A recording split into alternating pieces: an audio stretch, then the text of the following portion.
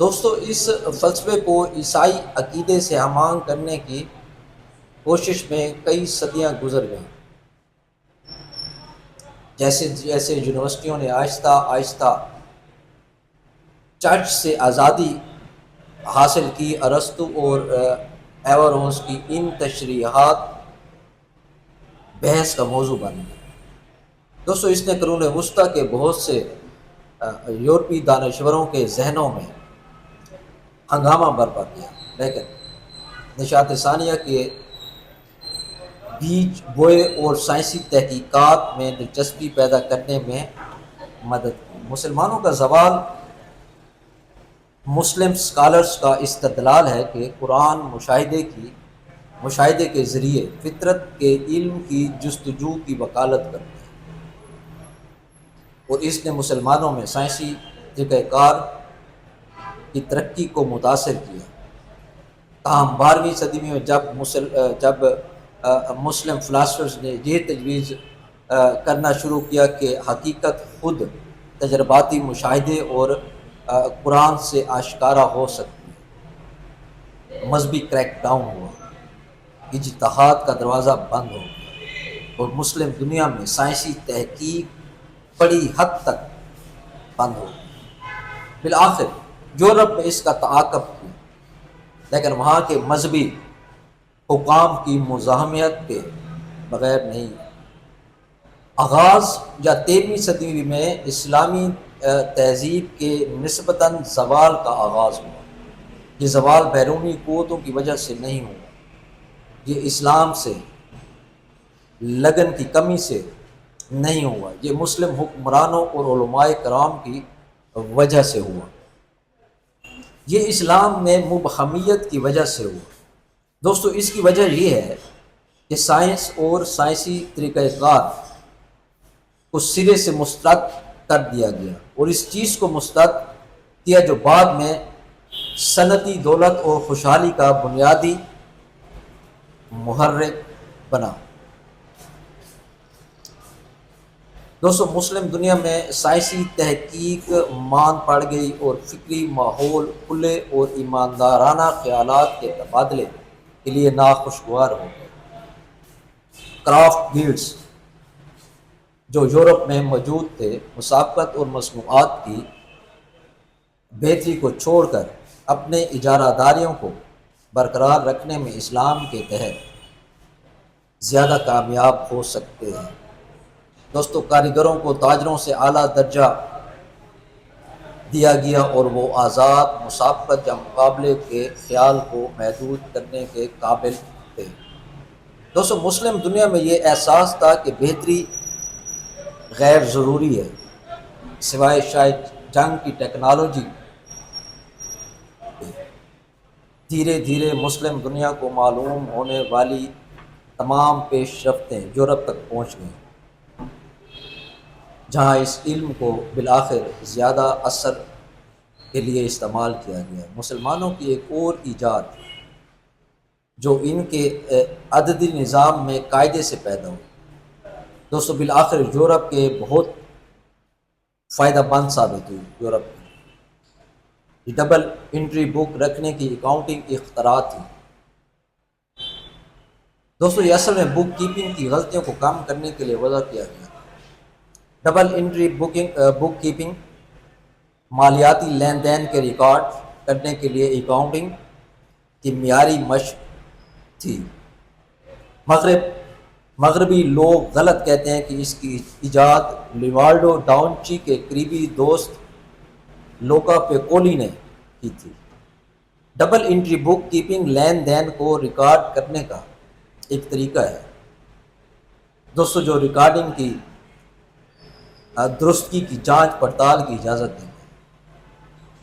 بک keeping اندراجات کو debit اور credit میں تقسیم کیا گیا۔ ڈیبٹ سائڈ لیجر بیچ کے بائیں طرف اور کریڈٹ دائیں طرف۔ دوستو ڈیبٹ خریداروں اخراجات اور کمپنی کے اثاثوں میں اضافے سے متعلق لین دین کو ریکارڈ کرتا ہے۔ کریڈٹ آمدنی اور کمپنی کی ذمہ داریوں میں اضافے سے متعلق لین دین کو ریکارڈ کرتے ہیں۔ دوستو جیسا کہ آپ جانتے ہیں کہ اسلام میں سود کی ممانعت ہمیشہ سے ہے۔ جہاں سود کے لیے قرض لینا یا قرض دینا سود سمجھا جاتا ہے، متبادل فراہم کرنے یا پابندی کو روکنے کے لیے کچھ اقدامات کیے گئے، لیکن اس قسم کی اقتصادی پابندی روایتی طور پر ایک وجہ کے طور پر رکھی گئی کہ اسلامی ممالک تقریباً 13ویں صدی کے بعد یورپ سے پیچھے ہونے لگے۔ مغربی علماء کا کہنا ہے کہ اسلام نے سود کی ممانعت میں مالیاتی منڈیوں اور اداروں کی ترقی کو روکا، جو بعد میں کمیونٹی کے لیے فائدہ مند نجی سرمایہ کاری کی فراہمی کے لیے ضرورت بن گئی تھی۔ اسلام میں سود کی وصولی اور ادائیگی غیر اخلاقی ہے اور اس کی ممانعت ہے واضح۔ تاہم بعد کے عیسائی فلسفے میں یہ سمجھا جاتا تھا کہ اگر کوئی شخص ایک رقم ادھار لیتا ہے اور مستقبل کی ایک مخصوص تاریخ تک اس پر کوئی دعویٰ ترک کر دے تو وہ شخص اس قربانی کے لیے کچھ مالی انعام کا حقدار ٹھہرتا ہے۔ وہ انعام رقم کے سلسلے میں سود تھا۔ اس طرح یہ سمجھا جاتا تھا کہ تمام سود کے بجائے صرف حد سے زیادہ جو شرح سود کو سود سمجھا جا سکتا ہے، لیکن اسلام میں ایسی کوئی تعبیر سرے سے موجود نہیں تھی۔ دوستو 13ویں صدی میں یورپی حکومتوں نے ٹیکس کے ثوابدیدی نظام سے ہٹ کر زیادہ متوقع اصولی کی طرف جانا شروع کیا۔ انگلستان اور بعد میں ہالینڈ میں تاجر طبقے نے حکومت کی جانب سے یہ کام سر انجام دیا۔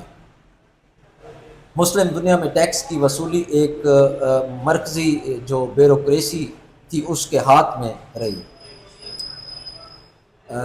یورپ میں ٹیکس کے ماحول نے سرمایہ دارانہ اثاثوں جیسے جہازوں اور تجارتی اسٹیشنوں کے حکومتوں کے مانی ضبطی کے خوف کے بغیر اس کی ملکیت اور اس کی چلانے کی اجازت دی۔ تب بڑے پیمانے پر نجی سرمایہ کاری ممکن ہوئی۔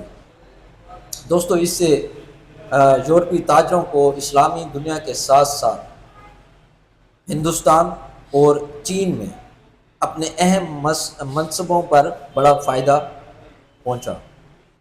تو دوستو 1258 عیسوی میں بغداد پر حملہ آور منگول ہوئے اور وہ ان کے قبضے میں آ گیا اور عباسی سلطنت کا خاتمہ ہو گیا۔ تاہم جلدی 3 الگ الگ اسلامی سلطنتوں نے اس کی جگہ لیا، جیسے اصفہان ایک ایرانی سلطنت کا مرکز بن گیا، دہلی مغلیہ سلطنت کا مرکز تھا، اور قسطنطنیہ جس کا نام استنبول رکھا گیا وہ سلطنت عثمانیہ کا مرکز بن گیا۔ دوستو اسلام نے کئی صدیاں تک اپنے فوجی طاقت کو برقرار رکھا، لیکن اس نے کبھی کبھی اپنی تکنیکی یا اقتصادی بالادستی حاصل نہیں کی۔ بالآخر یہ مغربی سماج اور استعمار کا شکار ہو گیا۔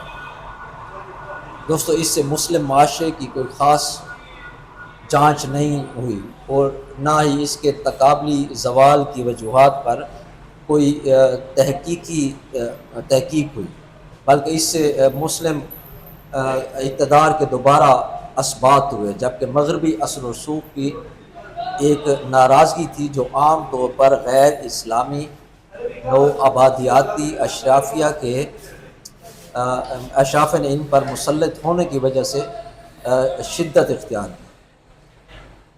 دوستو وہاں دریافت کرنے اور استحصال کرنے کی یورپی خواہش کی تقلید کی خواہش بہت کم تھی۔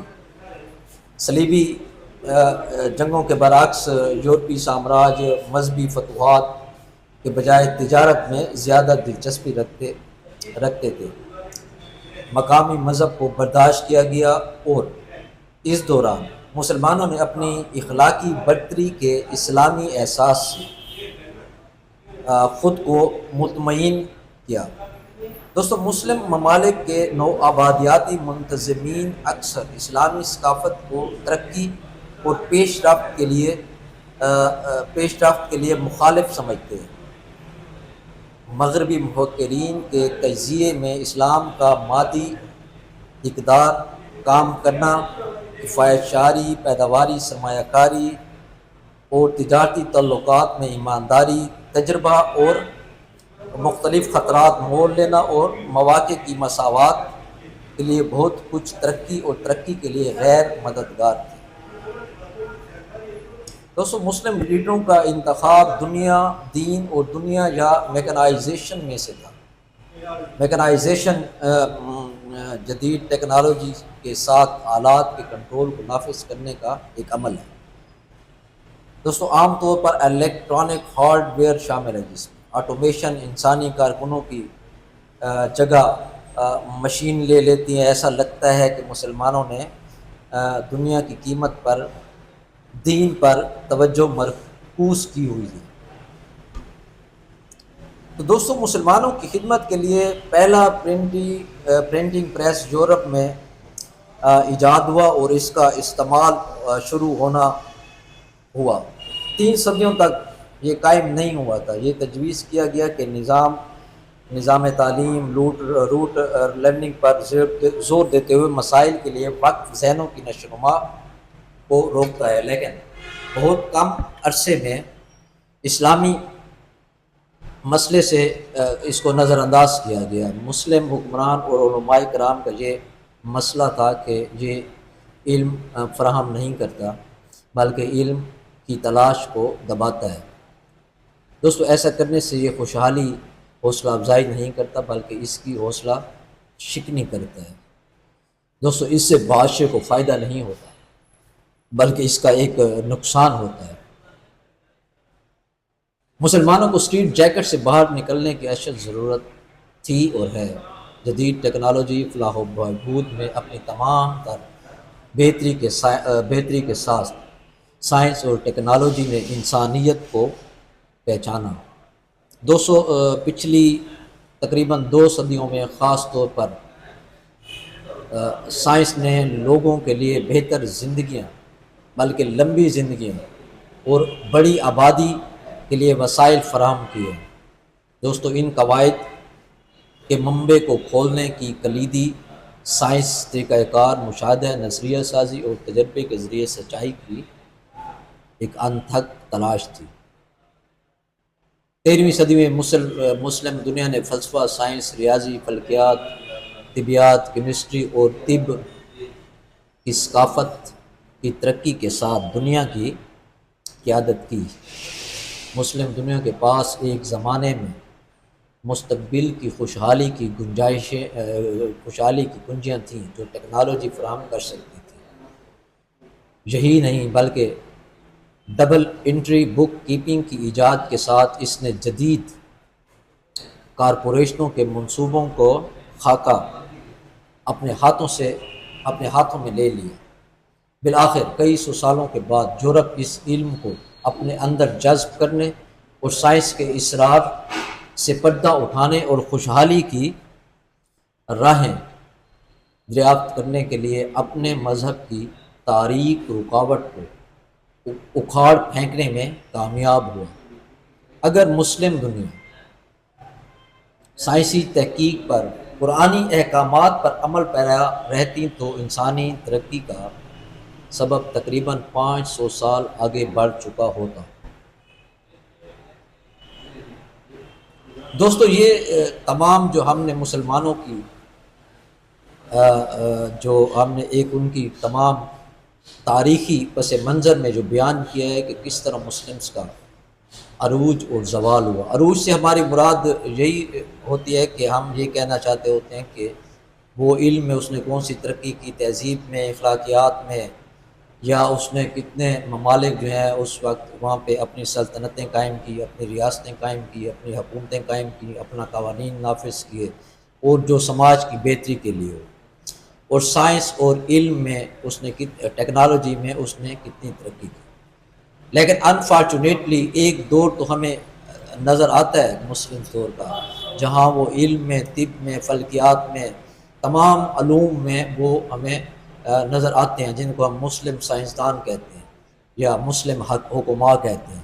لیکن خود ان مسلم حکماء کے ساتھ انہی مسلمان جو بادشاہتیں تھیں، جو سلطنتیں تھیں، انہوں نے کیا کیا وہ بھی تاریخ کا ایک یادگار پہلو ہے، جس کو ضروری ہے کہ ہمیں اس کو بھی بیان کرنا چاہیے کہ ایسے لوگوں کے ساتھ انہوں نے کیا کیا. کسی کو بدر کر دیا ملک سے، کسی کو مار دیا، کسی کو وہاں سے بھاگنا پڑا. تو یہ لیکن یورپ نے ان تمام جو یونان سے جو فلسفہ عرب میں آتا ہے، عرب سے پھر تراجم ہو کے جاتا ہے آپ کا یورپ میں، اسی پہ انہوں نے ایک جدید فلسفی کی اور سائنس اور ٹیکنالوجی کی بنیاد رکھی، اور وہی ان کا ترقی کا راز تھا. بہت شکریہ.